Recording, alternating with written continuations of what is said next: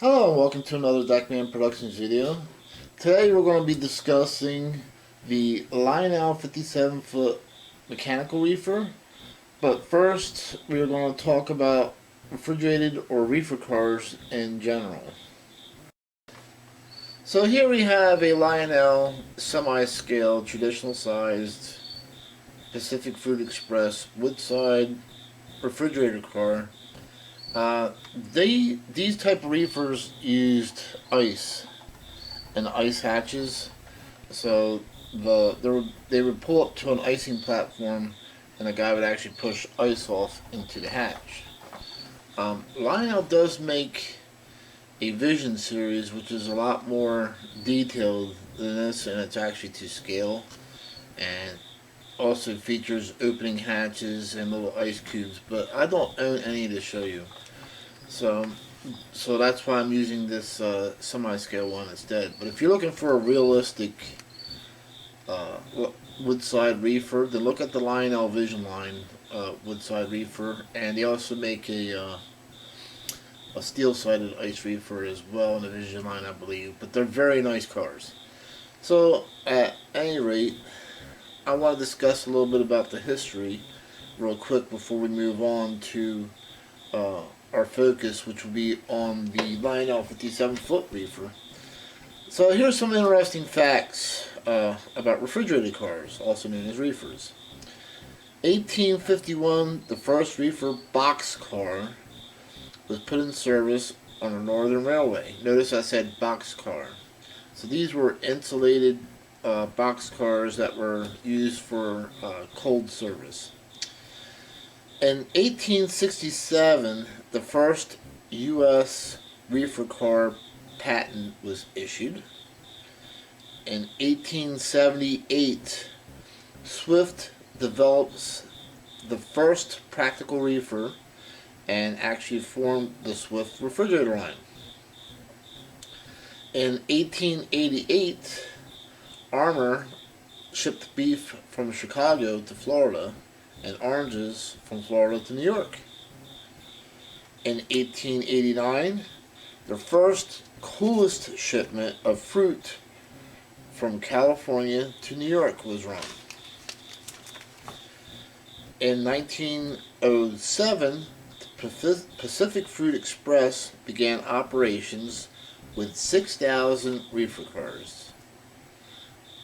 But they didn't use that logo until way later on. So that's actually the incorrect logo for that woodside reefer car, for those who are into realistic designs. 1920, Fruit Growers Express was formed using 4,280 reefers acquired from Armour refrigerator lines.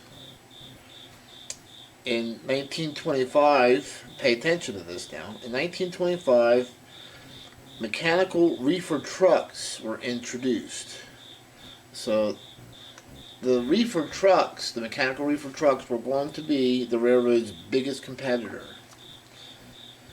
1930, the number of refrigerated cars maxed out at 183,000. So at one time, in 1930, that was the largest amount of reefer cars on a railroad, was 183,000.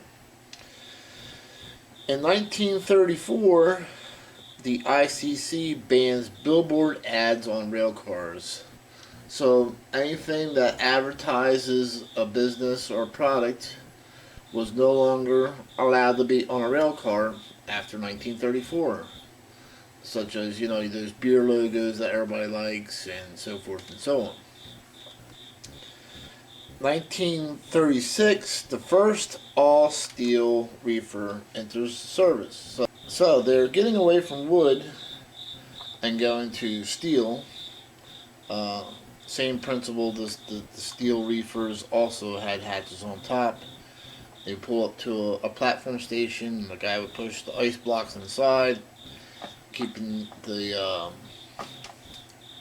interior cool. 1957, the last ice bunk reefer was built. 1958, the first mechanical diesel power railcar enters service. So now we have the 57-foot mechanical reefer, which uses a diesel engine and a compressor instead of ice to keep the product cool. In 1959, the first plug-style door was used by Pacific Fruit Express. So they actually developed this. They didn't develop this plug-style door until 1959. In 1971, the last ice cool reefer was used in service. So after 71, there was no longer any ice bunker reefers in service on the main line. Due to mechanical refrigerated trucks, in 2001, the total amount of reefers dropped to only 8,000 rail cars on railroads. The railroad knew they had to do something to compete. The mechanical reefers were worn out, they were inefficient, and this is why a lot of people and shippers were going with trucks. So what happened is Trinity came along and designed a refrigerated car that was lightweight and used mechanical refrigeration units like you would see on a regular tractor trailer. Then in 2005, the reefer business started picking back up again. So reefer orders climbed to 25,000 in 2005. In 2006, Rail-X started to run a 55 refrigerated car unit train from the West Coast to New York. So far, there's only one manufacturer who makes the Trinity reefer, that's BLMA, and I believe it's only available in HO scale. The Trinity reefer is also 64 foot instead of 57 foot. If you believe I got any of these facts wrong, feel free to put it in my comments, and I'll correct it in the description of my video. In 2009, in that timeline, I believe, Lionel introduced the 57-foot mechanical reefer. This is for people who want to run a more realistic refrigerator car on their high rail layout. You know, for those who don't want to run a woodside boxcar behind a SD70 Mech. This would be the more proper refrigerator car to run behind something like that. So here we have a cryotrans. There's two versions of these. This one has a full detailed interior, which we'll look at here in a moment. An end of train device and a engine compartment. I believe there's only two refrigerated cars that Lionel had made with a full interior and an end of train device, and that was this cryotrans here and the one for the BNSF Cold Express, but you had to buy the whole set to get that car. That car was not sold separately like this cryotrans one here. So let's take a closer look at this Lionel refrigerator car. Okay, so if you paid attention to the history that I gave you in the beginning of this video, these are mechanical reefers, which means they feature an engine inside. So Lionel did a nice job. The mechanical reefer used a diesel engine to drive a compressor for the Freon, which cooled the car down. A lot of the rail cars used a Detroit 4-53 series engine for the cooling part of it. But I like the way that you can actually slide the door and look at the engine.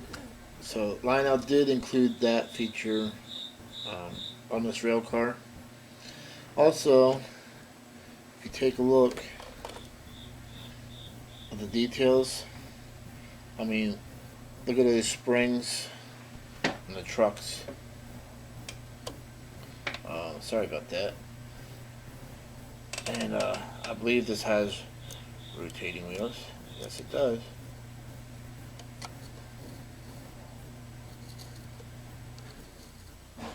Yeah, so you have rotating wheel bearing caps on this one. So we'll take a look at some other features on this as well. So there's a figure inside that's supposed to hold a package, and also, if you take a look, I'm shining a light in here as I'm talking, you'll see that it also features a load inside as well. So hopefully the flashlight is not distracting you from seeing the load. Well, I said not all the Lionel 57-foot refrigerator cars have this full detailed interior. I believe there was only 2 of them that were actually made, 2 road names, Cryotrans and BNSF Ice Cold Express. The rest didn't have interiors. Alright, so when you apply power to the track, you'll see there's a green light that comes on. This is letting you know, or the railmaster know, that the reefer is on and running and everything's okay. This particular Lionel 57-foot mechanical reefer also features a EOT, also known as an end of train device, which flashes while the train's in motion. So this is a perfect ending to your modern day train, or if you're running a unit mechanical refrigeration train. The end of train device really makes it a nice touch. Alright, so one of the things I wanted to cover is this is a Lionel Standard O mechanical reefer. This was introduced in right around 2008, 2009. The last one was introduced right around 2010, 2012. And remember I said the last Standard O mechanical refrigerator Lionel produced. Here we have a Reefer 57-foot mechanical reefer. So there was only 2 manufacturers who really made mechanical refrigerated cars. That was Lionel and Reefer. Lionel did also recently release another series of 57-foot mechanical reefer cars called the LionScale, and they are actually based on the Reefer tooling and not the original Lionel Standard O tooling. So I'll show you the differences real quick between the Reefer and the Lionel. So the Reefer still has the door that opens and closes to see the engine, just like the Lionel version does. However, the Reefer version, the door does not open, it's fixed. So it's just a plug style door that you can't open, you can't see the interior. So that's the downfall of the Reefer. When Lionel took over the tooling, they pretty much left everything alone. But what I like about the Reefer that's not on the Standard O Lionel is the fuel tank has a little bit more detail on it than the Lionel Standard O. So I do like that part of it. The Reefer versions, if you find any, did come with sounds as an option. Not all of them had sounds, but some of them did have a sound card in them. So we'll take a look at that real quick.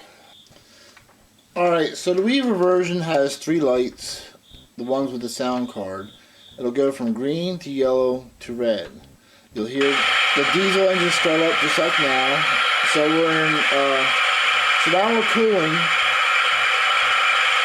just like a real rail car. We go to red to let you know that the cooling's just about done.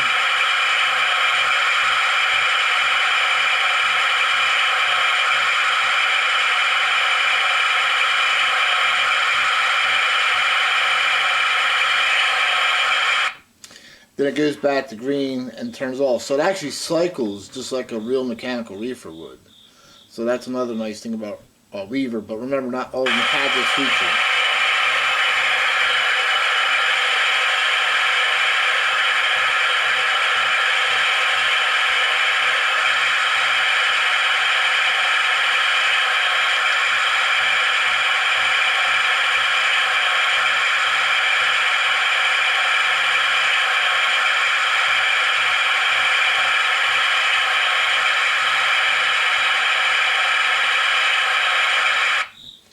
I don't think the Lionel LionScale has the sound cards on any of them, so I don't think they carry that over when they bought the Reefer molds. But these are on the market, especially on eBay, pretty cheap.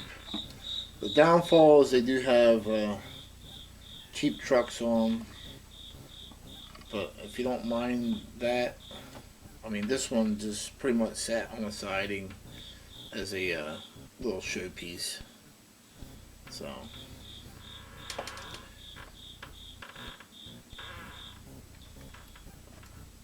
that's pretty much the Reefer version, and hope you enjoyed this video. Learned a little bit about mechanical reefers. They're starting to make a comeback on railroads now, and the numbers are climbing. And most of the mechanical reefers, like you see here, have already been retired. And the Trinity reefers are what you would see pretty much now, predominantly on the rails, the 64-foot Trinity reefers. So even these are becoming, going by the side, just like the Woodside reefer. Alright, thanks for watching, and we'll catch you later.